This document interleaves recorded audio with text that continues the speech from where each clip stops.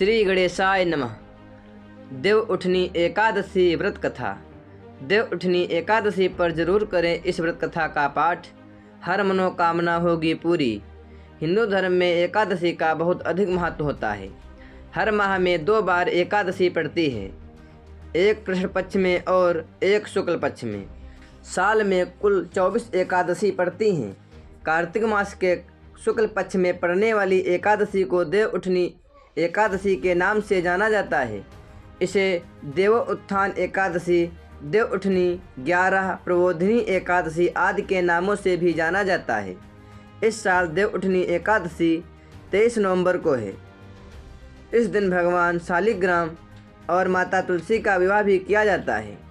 देव उठनी एकादशी व्रत कथा का पाठ करने से हर मनोकामनाएं पूरी हो जाती हैं। आगे सुने देव उठनी एकादशी व्रत कथा। एक राजा के राज्य में सभी लोग एकादशी का व्रत रखते थे। प्रजा तथा नौकर चाकरों से लेकर पशुओं तक को एकादशी के दिन अन्न नहीं दिया जाता था। एक दिन किसी भी दूसरे राज्य का एक व्यक्ति राजा के पास आकर बोला, महाराज कृपा करके मुझे नौकरी पर रख लें।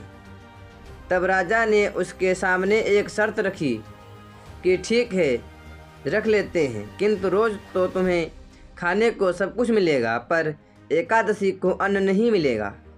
उस व्यक्ति ने उस समय हाँ कर ली, पर एकादशी के दिन जब उसे फलाहार का सामान दिया गया तो वह राजा के सामने जाकर गिड़गिड़ाने लगा, महाराज इससे मेरा पेट नहीं भरेगा, मैं भूखा ही मर जाऊंगा, मुझे अन्न दे दो।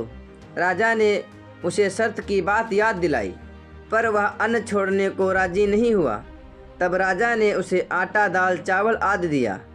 वह नित्य की तरह नदी पर जाकर पहुंचा और स्नान कर भोजन पकाने लगा। जब भोजन बन गया तो वह भगवान को बुलाने लगा, आओ भगवान भोजन तैयार है। उसके बुलाने पर पीताम्बर धारण किए भगवान चतुर्भुज रूप में आ पहुँचे और प्रेम से उसके साथ भोजन करने लगे। भोजन करके भगवान अंतर्ध्यान हो गए और वह अपने काम पर चला गया। 15 दिन बाद अगली एकादशी को वह राजा से कहने लगा कि महाराज मुझे 2 गुना सामान दीजिए। उस दिन तो मैं भूखा ही रह गया। राजा ने कारण पूछा तो उसने बताया कि हमारे साथ भगवान भी खाते हैं, इसलिए हम दोनों के लिए ये सामान पूरा नहीं होता। यह सुनकर राजा को बड़ा आश्चर्य हुआ। वह बोला, मैं नहीं मान सकता कि भगवान तुम्हारे साथ खाते हैं। मैं तो इतने व्रत रखता हूँ, पूजा करता हूँ, पर भगवान ने मुझे कभी दर्शन नहीं दिए। राजा की बात सुनकर वह बोला, महाराज यदि विश्वास ना हो तो साथ चलकर देख लें। राजा एक पेड़ के पीछे छिपकर बैठ गया। उस व्यक्ति ने भोजन बनाया तथा भगवान को शाम तक पुकारता रहा, परंतु भगवान न आए। अंत में उसने कहा, हे भगवान यदि आप नहीं आए तो मैं नदी में कूदकर प्राण त्याग दूंगा। लेकिन भगवान नहीं आए। तब वह प्राण त्यागने के उद्देश्य से नदी की तरफ बढ़ा। प्राण त्यागने का उसका दृढ़ इरादा जान शीघ्र ही भगवान ने प्रकट होकर उसे रोक लिया और साथ बैठकर भोजन करने लगे। खा पी कर वे उसे अपने विमान में बैठाकर अपने धाम ले गए। यह देख राजा ने सोचा कि व्रत उपवास से तब तक कोई फायदा नहीं होता जब तक मन शुद्ध ना हो। इससे राजा को ज्ञान मिला। वह भी मन से व्रत उपवास करने लगा और अंत में स्वर्ग को प्राप्त हुआ। इस कथा से यह भी ज्ञान प्राप्त होता है कि केवल भगवान की पूजा अर्चना ही करने से भगवान नहीं प्रसन्न हो सकते। जब तक मन और वाणी और शरीर तीनों साफ ना हो।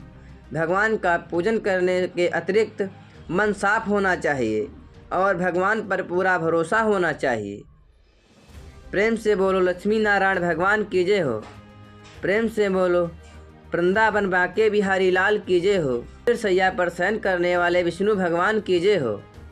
यह वीडियो आप लोगों को कैसा लगा कमेंट के माध्यम से हमें ज़रूर बताएं और यदि चैनल पर नए हैं तो चैनल को सब्सक्राइब कर वीडियो को लाइक करना ना भूलें और वीडियो को ज़्यादा से ज़्यादा शेयर करें, जिससे इस प्रकार की जानकारी और भी लोगों तक पहुंचती रहे। इस चैनल में सभी हिंदू धर्म से जुड़ी पौराणिक कथा, व्रत त्यौहार की जानकारी एवं कथाएं प्रदान कराई जाती हैं। प्रेम से बोलो लक्ष्मी नारायण भगवान की जय हो। तुलसा माता की जय हो, श्री हरि विष्णु भगवान की जय हो। आप सभी भक्तों को हमारी ओर से कार्तिक माह तुलसी विवाह के दिन की देव उठनी एकादशी की हार्दिक शुभकामनाएं। आपका दिन मंगलमय हो, आपका पूरा साल खुशियों से भर जाए।